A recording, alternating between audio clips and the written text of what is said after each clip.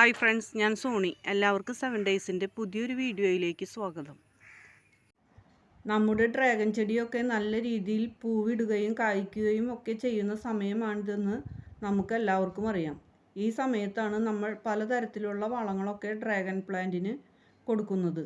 ഇങ്ങനെ കൊടുക്കുന്നതിൽ ഏതൊക്കെ വളങ്ങൾ കൊടുക്കുമ്പോഴാണ് നമുക്ക് കൂടുതൽ റിസൾട്ട്, അതായത് കൂടുതൽ മുട്ടുകളും പൂക്കളും ഒക്കെ നമ്മുടെ ചെടിയിൽ ഉണ്ടാകുന്നത് എന്നും ആ മികച്ച റിസൾട്ട് തരുന്ന വളങ്ങൾ ഏതൊക്കെയാണെന്ന് ഇങ്ങനെയുള്ള 2-3 വളങ്ങളെക്കുറിച്ചാണ് കേട്ടോ നമ്മുടെ ഇന്നത്തെ ഈ വീഡിയോയിൽ പറയുന്നത്. വീഡിയോ എല്ലാവരും സ്കിപ്പ് ചെയ്യാതെ മുഴുവനായിട്ട് കാണണം കേട്ടോ.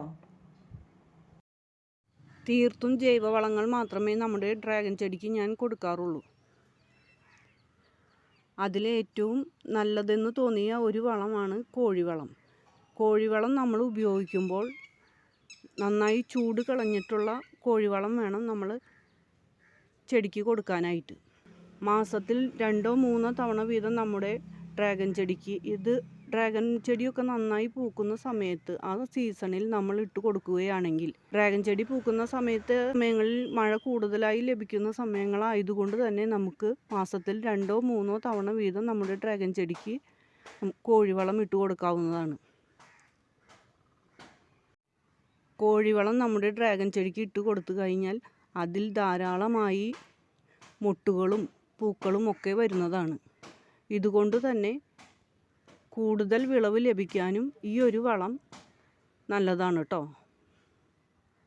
കോഴിവളമൊക്കെ നമ്മുടെ ഡ്രാഗൺ ചെടിയുടെ ചുവട്ടിൽ ഇട്ട് കൊടുക്കുകയാണെങ്കിൽ അത് വളരെ പെട്ടെന്ന് തന്നെ ചെടി വലിച്ചെടുക്കുന്നതാണ്. മഴയില്ലാത്ത സമയങ്ങളിലൊക്കെയാണ് ഇത് കൊടുക്കുന്നതെങ്കിൽ നല്ല രീതിയിൽ തന്നെ നനച്ചു കൊടുക്കാൻ പ്രത്യേകം ശ്രദ്ധിക്കണം.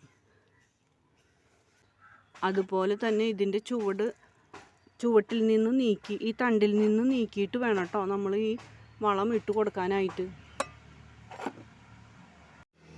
കായ്ച്ച ഡ്രാഗൺ ചെടിയിൽ നിന്നും തണ്ട് മുറിച്ചെടുത്തിട്ടാണ് നമ്മൾ പുതുതായിട്ട് പ്ലാന്റ് ഉണ്ടാക്കിയിരിക്കുന്നതെങ്കിൽ അത് മിക്കവാറും 1 വർഷത്തിനുള്ളിൽ തന്നെ നമുക്കത് കായ്ച്ചു കിട്ടും. അതിനുശേഷം ഈ വളങ്ങൾ കൂടി കൊടുക്കുകയാണെങ്കിൽ അതിൽ നിന്ന് നമുക്ക് നല്ല രീതിയിൽ തന്നെ വിളവും ലഭിക്കും.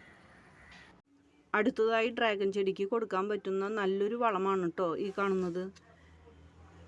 ഇതിൽ നമ്മൾ കടലപ്പിണ്ണാക്ക്, വേപ്പിൻ പിണ്ണാക്ക്, എല്ലുപൊടി ഇവ 3 കൂടിയിട്ട് നന്നായി ഒരു 5 ദിവസം പുളിപ്പിച്ച ശേഷം കിട്ടിയിട്ടുള്ളതാണ് കേട്ടോ ഇത് ഡ്രാഗൺ ചെടി നല്ല രീതിയിൽ പൂവിടാനും കായ്ക്കാനും ഒക്കെ സഹായിക്കുന്ന ഒന്നാണ്.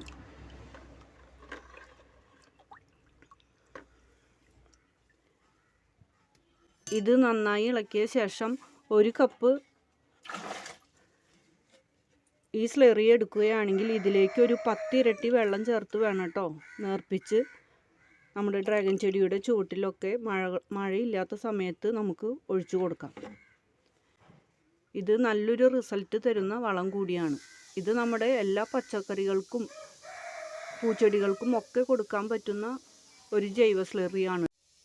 അടുത്തതായി ഡ്രാഗൺ ചെടിക്ക് കൊടുക്കുന്ന ഒരു വളമാണ് കേട്ടോ ഇത് ഫിഷ് അമിനോ ആസിഡാണ്.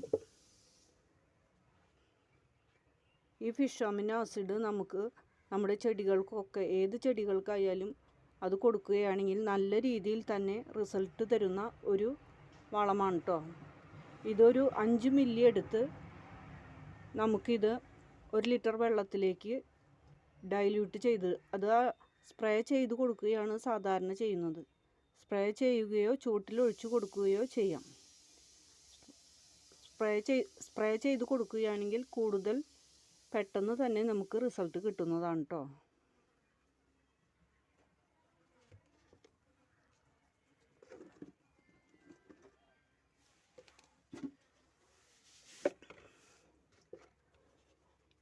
സ്പ്രേ ചെയ്യാനായിട്ട് നമ്മൾ ഈ വളം എടുക്കുമ്പോൾ അത് നന്നായി അരിച്ച ശേഷം വേണം കേട്ടോ എടുക്കാനായിട്ട്.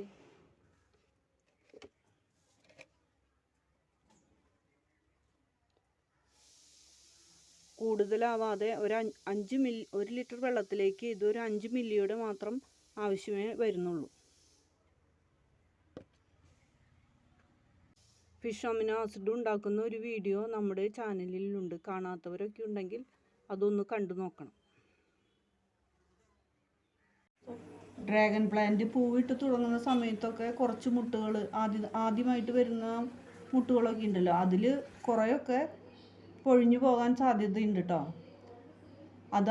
അതോർത്താരും ടെൻഷനൊന്നും അടിക്കണ്ട. പിന്നീട് അങ്ങോട്ട് വരുന്ന മുട്ടുകളൊക്കെ നമുക്ക് കായ്കളായിട്ട് തന്നെ കിട്ടും. പിന്നെ ഒരു കാര്യം, ഈ കാണുന്നത് എൻ്റെ +1 പഠിക്കുന്ന മകൾ ചെയ്ത ബോട്ടിൽ ആർട്ടാണ് കേട്ടോ. ഇതെങ്ങനെയുണ്ടെന്ന് നിങ്ങൾ പറയണം കേട്ടോ.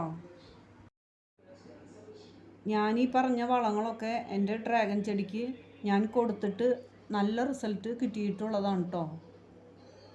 നിങ്ങളെന്തായാലും ഡ്രാഗൺ ചെടിക്ക് ഈ വളങ്ങളൊക്കെ ഒന്ന് ഇട്ട് നോക്കണം. നല്ല റിസൾട്ട് തന്നെ നിങ്ങൾക്ക് കിട്ടും.